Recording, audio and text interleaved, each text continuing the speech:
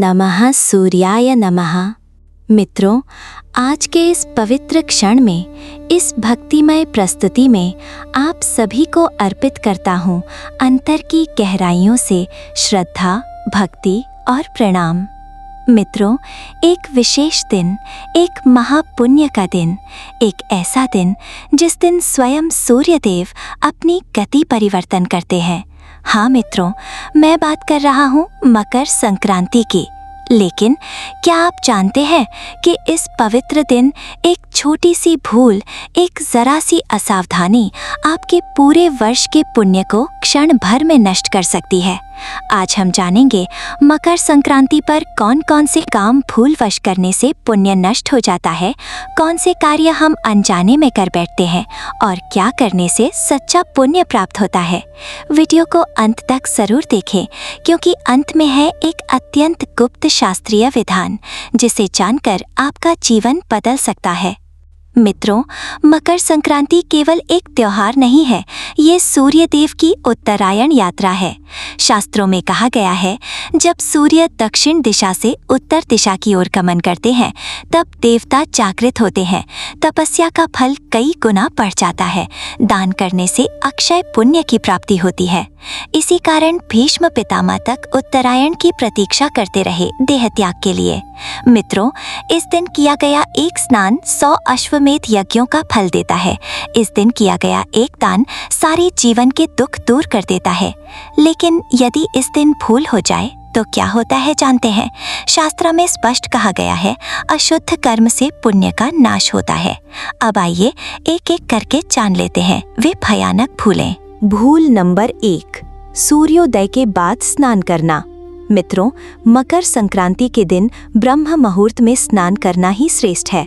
सूर्य निकलने के बहुत बाद स्नान करने से पूर्ण पुण्य की प्राप्ति नहीं होती। स्नान का महात्म्य कम हो जाता है। कई लोग कहते हैं, आज तो छुट्टी है, थोड़ा देर से उठेंगे। लेकिन मित्रों, ये दिन कोई सामान्य दिन नहीं है। इस दिन सूर्यदेव प्रत्यक्ष साक्षी रहते हैं। शास्त्र कहता है, सूर्यदेव की उपस्थिति में आलस्य करना पुण्य से वंचित होना है।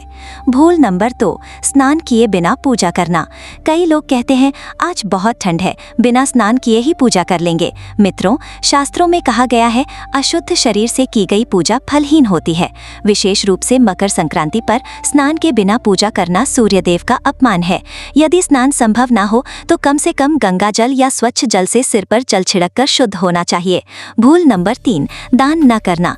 मित्रों, मकर संक्रांति का अर्थ ही दान है। दान के बिना ये दिन अधूरा रह जाता है। जो व्यक्ति इस दिन तिल, अन्न, वस्त्र का दान नहीं करता, उसके घर दरिद्रता स्थायी हो जाती है। शास्त्रों में कहा गया है, इस दिन दान न करने पर सूर्यदेव मुख फेर लेते हैं। भूल नंबर 4, तामसिक आहार ग्रहण करना। मकर संक्रांति के दिन मांस, मछली, मदिरा, अत्यधिक मसालेदार भोजन ग्रहण करने से पुण्य नष्ट हो जाता है, क्योंकि ये दिन सात्विक शक्ति का दिन है। इस दिन शरीर और मन को शुद्ध रखना ही सच्ची तपस्या है। भूल नंबर 5, झगड़ा, क्रोध और कटुवचन। मित्रों, यदि इस दिन आप क्रोध करते हैं, कटुवचन बोलते हैं, किसी को कष्ट देते हैं, तो अपना पुण्य आप स्वयं नष्ट कर लेते हैं। शास्त्रों में कहा गया है, जिस दिन देवता जागृत होते हैं, उस दिन क्रोध करना महापाप है। भूल नंबर 6, निर्धनों की उपेक्षा करना।